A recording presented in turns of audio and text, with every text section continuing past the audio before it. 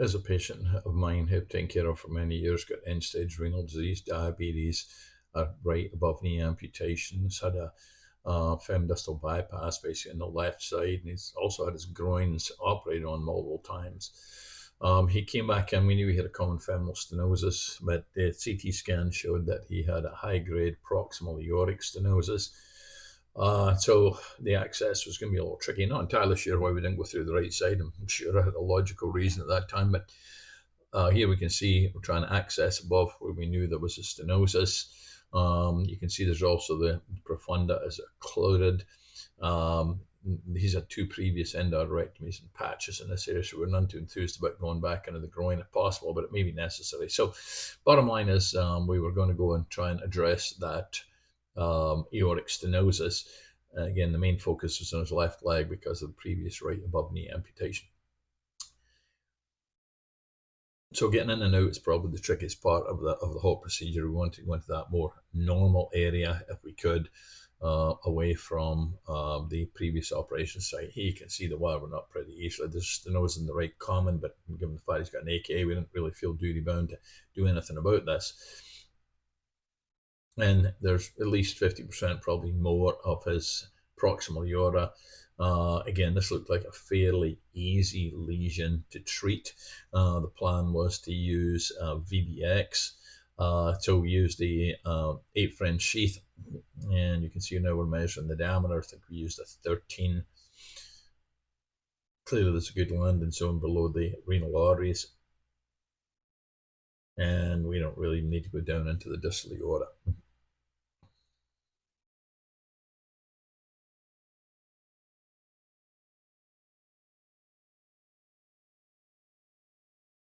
So I've measured this. We exchanged it out for a stiff wire, and that allowed us to introduce our sheath. Ideal way of doing this is to cross the lesion with the sheath, bring the VBX up inside the sheath, and then position it. We use overlay, so we can take that last image, basically overlay it on top of the aorta. You just got to make sure that the patient doesn't move. But again, there's nothing that's really difficult in terms of landing in this, because there's at least a centimeter below the renal arteries that we can position this in fairly easily.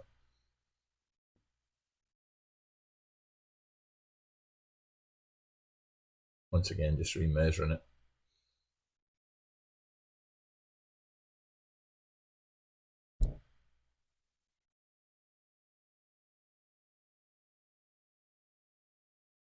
I went to a barber shop once, and they had a card which said, "We think before we cut."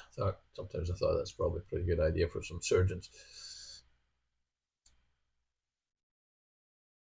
So 59 is probably more than adequate length to get coverage of this. Again, when it's heavily calcified like this, I don't really want to stent it. I really want to use a covered stent, and the reason for using VBX is because of the hoop strength you get with a balloon expandable stent.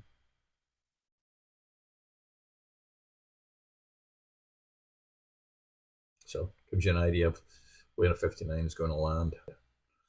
So here we got the overlay. We can fade it up and down. This is very useful. You can position the sheath and bring the VBX up. The way it's set up in the operating room is you actually got the overlay on the screen on the left, and you've got completely just unobstructed fluoroscopic images to the right. And it's really a trait that you got to learn looking backwards and forwards between the two, because if you have the overlay up too high, then you may not be able to see the stent. So I always say to the residents, and when you're positioning the stent, you're looking at the screen on your right. So now it's been positioned, you can see the balloons coming up. Again, you're always happy when you see these shoulders are completely effaced, and you got the paddle with the stent graft. I say this is an old friend of mine, but it made me very nervous intervening on his blood vessels, because we're barely getting by and keeping his left leg on. He's had multiple problems with his feet. So it's a good position. You're going to deflate the balloon. Always make sure the balloon is completely deflated. This is a habit I often see in residents as they look towards their hands and the end deflator. You need to be looking at the screen to make sure that balloon is deflated before you actually remove it. We opted not to swallow this. We're going to put the Sauce-Omni flush catheter up above it and shoot an aortogram.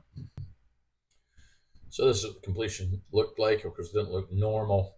Again, I guess they call this the judgment part of this. This patient's arteries are sufficiently calcified that I really wasn't prepared to be overly aggressive.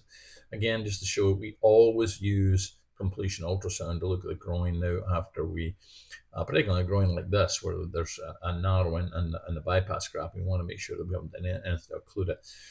And so this is kind of something that we've really built into what we do routinely. Probably going to have to come back and fix that. You can see that area of calcification that's flowing out the side of it. But because it's growing to be operating so many times, I wanted to see what doing the proximal aorta did to the velocities in the graft. But I suspect we'll be back doing this at some point in time. Anyway, one of the challenges in using ultrasound is we often don't know what we're looking at. And so to try and get through this, we just make it part of our practice, whether it's carotids or bypass. Anytime we get ultrasound, then we'll use it trying to educate ourselves about what we're looking at. So thank you very much again for watching this.